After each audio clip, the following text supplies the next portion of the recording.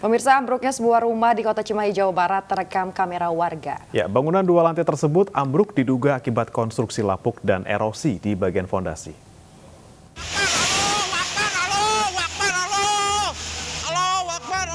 Video amatir warga merekam detik-detik sebuah rumah berlantai 2 di Kelurahan Pasir Kaliki, Cimahi, Jawa Barat ambruk pada Jumat siang. Peristiwa ini sempat membuat panik warga sekitar. BPBD Kota Cimahi yang datang ke lokasi langsung melakukan penanganan dan asesmen. Rumah ambruk diduga karena konstruksi bangunan lemah dan erosi pada fondasi rumah yang berada di pinggir sungai Pasir Kaliki.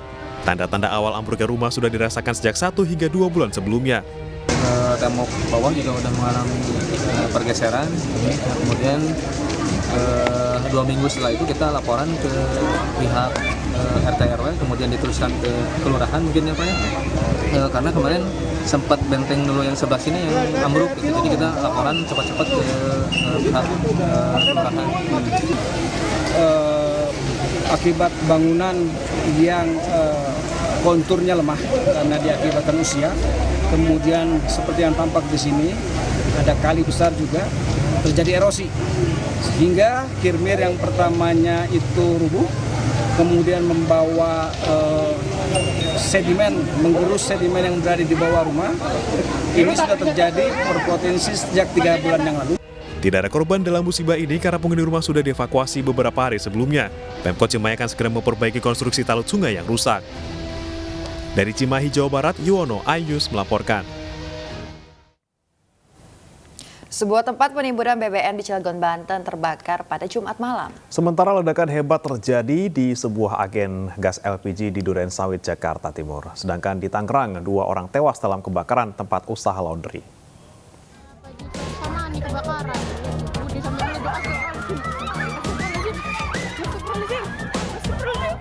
Kepanikan melanda warga Lewong Sawo, Cilegon, Banten pada Jumat malam. Ledakan tiba-tiba terjadi di tengah kebakaran sebuah tempat penimbunan BBM. Akibatnya 2 mobil dan 6 sepeda motor hangus terbakar. 4 mobil damkar dan 1 mobil suplai dikerahkan untuk memadamkan api. Api baru padam 4 jam kemudian. Belum ada laporan korban dalam peristiwa ini. Penyebab kebakaran masih diselidiki petugas. Ledakan juga terjadi saat kebakaran melanda sebuah agen gas LPG dan distributor briket batubara di Jalan Haji Naman, Pondok Kelapa, Duren Sawit, Jakarta Timur.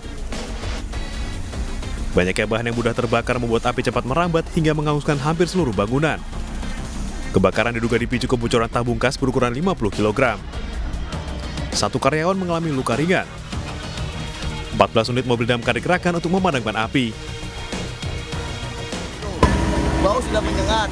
Nah, ada 1 titik lampu masih menyala. Si karyawan berusaha mematikan lampu. Ternyata itu merupakan pemicu dari penyalaan atau ledakan di gas itu sendiri. Sebuah rumah usaha laundry juga terbakar di perumahan Pondok Arum, Kecamatan Karawaci, Kota Tangerang, Banten pada Jumat sore. 2 orang yang merupakan pemilik usaha dan karyawan tewas karena tak sempat menyelamatkan diri. Kejadian diduga berawal saat pewangi pakaian berbahan kimia tersenggol, sehingga tumpah dan menyambar api pada kompor yang saat itu digunakan untuk memasak. Awal pertama mulai sih Bang, ceritanya lagi masak, ya di sebelah tembok itu kebetulan ada jerigen yang isinya parfum, pewangi pakaian. Nah ketika itu nggak sengaja memang kesenggol gitu kan, jatuh. Ketika itu kena cipratan, airnya kena cipratan kompor itu, dan si api itu kena cipratan air yang tumpah itu loh, minyak wangi gitu kan. Setelah 1 jam api berhasil dipadamkan oleh petugas. Kebakaran kini dalam penanganan Polsek Karawaci. Dari Jakarta dan Banten, tim liputan iNews melaporkan. Pemirsa, belasan nelayan yang terombang-ambing di tengah laut selama 1 hari 1 malam berhasil diselamatkan. Sebelumnya kapal yang mereka naiki hancur usai ditabrak kapal besi di perairan Situbondo.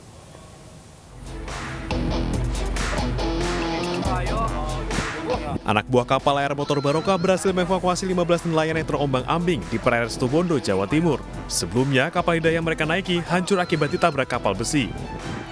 Usai dievakuasi, para nelayan ini kemudian dibawa ke rumah warga untuk beristirahat. Dari hasil pemeriksaan medis, para nelayan ini mengalami dehidrasi dan kelelahan karena terombang-ambing di tengah laut sehari semalam. 1 Pemirsa, Selain itu, mereka masih diselimuti trauma. Ikut jangkar, ketabrak sama kapal besar. Terus kapalnya karam. Saya sama anak buah saya itu terbawa arus. Walaupun ada kapal lewat besar, saya nggak ada atribut untuk kode, untuk nyari kode, minta pertolongan nggak ada sama sekali. Alhamdulillah dari orang itu bisa mendapatkan pelampung semua dan terbawa arus hingga ke perairan Sepudi dan berhasil ditemukan oleh nelayan kita. Setelah dinyatakan sehat, mereka akan segera dipulangkan ke kampung halaman di Kabupaten Lamongan. Dari Situbondo, Jawa Timur, Rizky Amirul Ahmad, iNews melaporkan. Pemirsa, sesosok mayat ditemukan tersangkut jaring nelayan di pesisir Desa Pantai Raja, Pidijaya, Aceh. Penemuan mayat membuat warga sekitar histeris.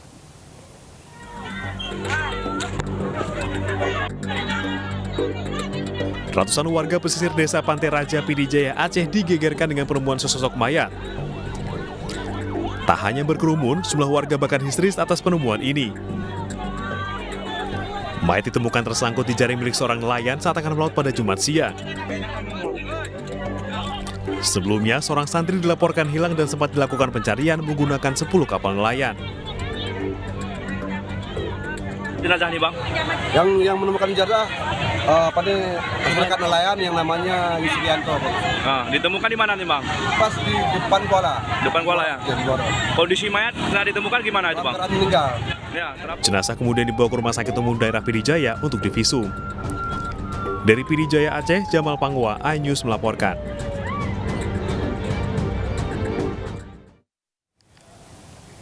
Proses evakuasi balita dan anak-anak dari banjir di Manado, Sulawesi Utara berlangsung dramatis. Petugas TNI menggunakan perahu karet untuk mengevakuasi para korban untuk kemudian mendapatkan perawatan medis.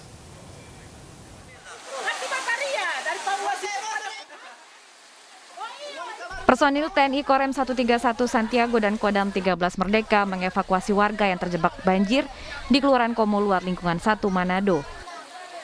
Dengan perahu karet, korban banjir yang dievakuasi sebagian besar merupakan balita dan anak-anak. Korban banjir langsung dibawa ke mobil ambulans untuk mendapat penanganan awal. Soalnya tinggal 3 ini dan tangga semua naik. Air tadi dari jam berapa dia naik? Pagi subuh. Kalau Pak Ibu ke rumah sampai di mana? Seberapa meter air? Yang penting kamu tinggal 2 itu. Makan tangga ke kanan. Banjir yang merendam ribuan rumah warga di 8 kecamatan Manado hingga kini belum surut. Sebagian memilih berdiam diri di lantai 2 rumah.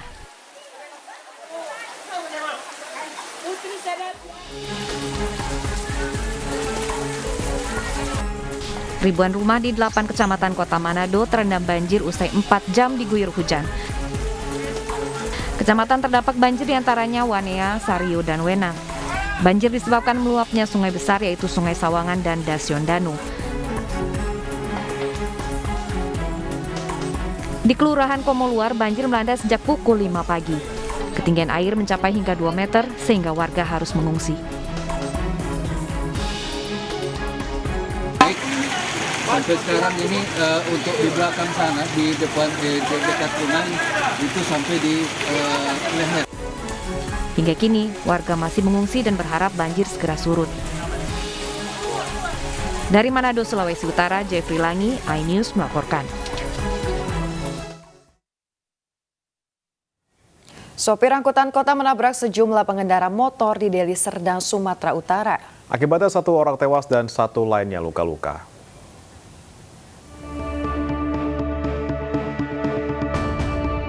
Tabrakan yang terjadi di Jalan Irian Barat, Deli Serdang terekam kamera pengawas. Angkutan kota ini tiba-tiba hilang kendali dan menabrak 2 unit sepeda motor. Usai mencelakai orang lain, pengemudi langsung kabur dan dikejar warga. Sopir diduga berkelahi dengan penumpang hingga hilang konsentrasi. Oleh terdandap apa? Mijek gas dia, itulah langsung nubruk kereta 1, 2. Jadiannya gitulah, Bang. Bukan dia ugal-ugalan apa, enggak, karena dia ditumbuhin di dalam mobil itu. Kita masalah apa di dalam nggak tahu lah, Pak. Akibat peristiwa ini seorang tewas dan satu lainnya dirawat di rumah sakit.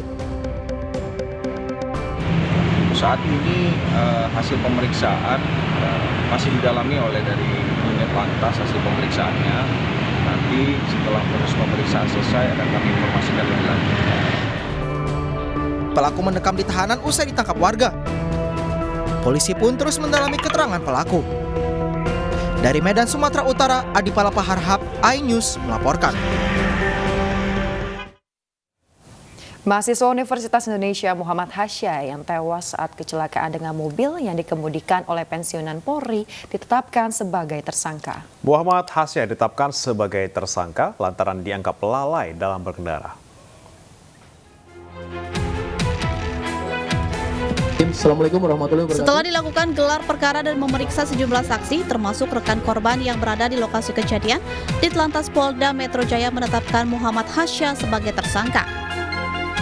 Penetapan tersangka disimpulkan lantaran Muhammad Hasya lalai dalam berkendara. Polisi memastikan bahwa mobil Purnawirawan Polri tersebut tidak menyalahi aturan lalu lintas dan berada di jalurnya saat kecelakaan terjadi. Kasus kecelakaan ini dihentikan karena tersangka telah meninggal dunia. Karena kelalaiannya menghilangkan nyawa orang lain dan dirinya sendiri kan gini. Ini kan karena kelalaiannya dia sendiri. Si Ahmad Hasan ini. Sehingga dia meninggal dunia. Karena kelalaiannya si Ahmad Hasan sendiri dalam mengendarai sepeda motor, dalam kelalaiannya mengendarai sepeda motor sehingga nyawanya dia hilang sendiri. Itu. Jadi yang menghilangkan nyawa sendiri karena kelalaiannya dia sendiri, bukan kelalaiannya si Pak Eko. Kecelakaan yang terjadi pada 6 Oktober 2022 di Jalan Srengseng Sawah, Jagakarsa, Jakarta Selatan ini terjadi pada dini hari saat kondisi hujan dan jalanan licin. Hasya tewas usai ditabrak mobil milik Purnawirawan Perwira Menengah Polisi berinisial ESBW. Pelaku yang mengendarai mobil Pajero menabrak dari arah berlawanan karena korban berhenti mendadak. Saat itu korban berjalan beriringan dengan rekannya. Belum diketahui pasti apa yang menyebabkan korban saat itu menghentikan kendaraannya. Dari Jakarta, tim liputan iNews melaporkan.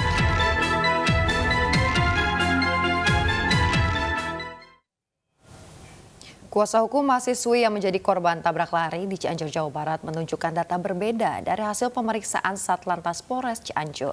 Data tersebut berdasarkan rekaman video yang dimiliki keluarga serta keterangan sejumlah saksi.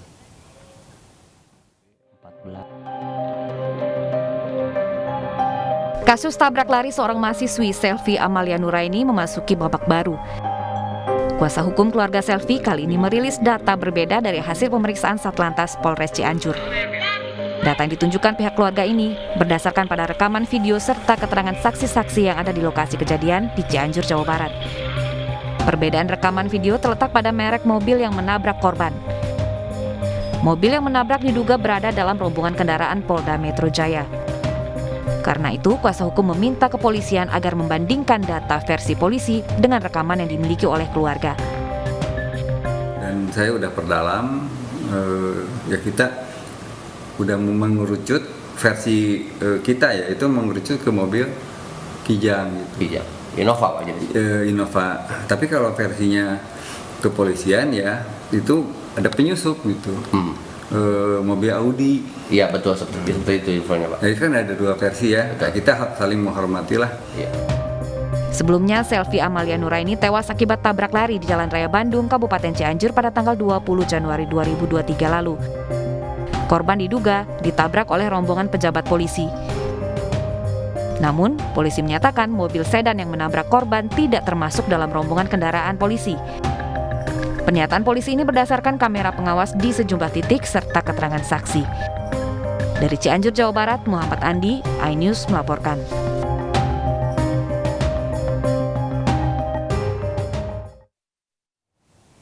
Petugas pemadam kebakaran sektor Pulau Gadung, Jakarta Timur mengevakuasi seekor ular sanca sepanjang 3 meter dari gudang. Di lokasi lain, petugas juga mengevakuasi seekor kucing peliharaan dari atap rumah.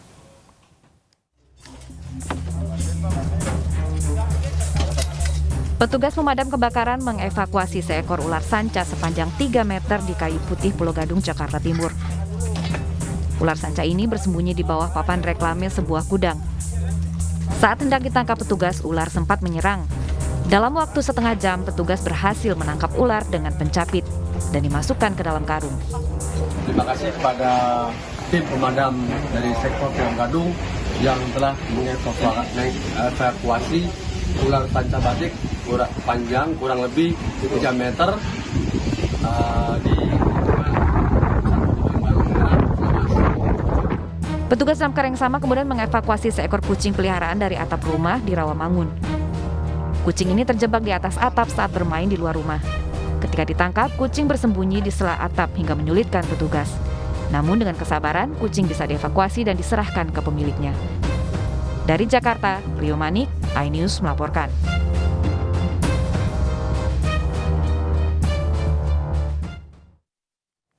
Pemirsa, Ketua Umum DPP Partai Perindo Haritanu Sudibyo melantik Letjen TNI Purnawirawan Wisnu Prasetya Budi sebagai Ketua DPW Partai Perindo Jawa Timur. Ya, Wisnu Prasetya Budi diyakini bisa mendongkrak suara Partai Perindo di Jawa Timur pada pemilu 2024. Mantan Pangdam 5 Brawijaya Letnan Jenderal TNI Purnawirawan Wisnu Prasetya Budi dilantik menjadi Ketua DPW Partai Perindo Jawa Timur. Pelantikan dilaksanakan langsung oleh Ketua Umum Partai Perindo Haritanu Sudibyo. HT berharap Jenderal Bintang 3 ini mampu mendongkrak suara Partai Perindo di Jawa Timur menuju pemenangan pemilu 2024. Saya sangat yakin karena yang pertama beliau itu putra daerah. Yang kedua, beliau ini bintang 3 yang masih fresh, belum setahun, masih 8 bulan pensiun, ya, dan juga artinya leadershipnya itu sudah teruji. Yang kedua, yang ketiga, beliau ini mantan Pangdam Brawijaya di sini, jadi sudah tahu medannya. Jawa Timur itu seperti apa? Sudah dekat ini waktunya, kemudian tadi sudah sampaikan juga para pemimpin bahwa kalau kita itu mau mempunyai suatu eksistensi untuk membangun bangsa ini, ya harus ada kekuatan di partai politik. Makanya harus berhasil mencapai suara yang terbanyak-banyaknya. Dengan pengurus baru ini, Partai Perindo semakin optimis mampu meraih perolehan suara 2 digit serta 60 kursi di parlemen. Tim Liputan iNews melaporkan. Seorang ibu di Pandeglang tega membunuh bayi yang baru dilahirkan. Tetaplah bersama kami dalam iNews Pagi.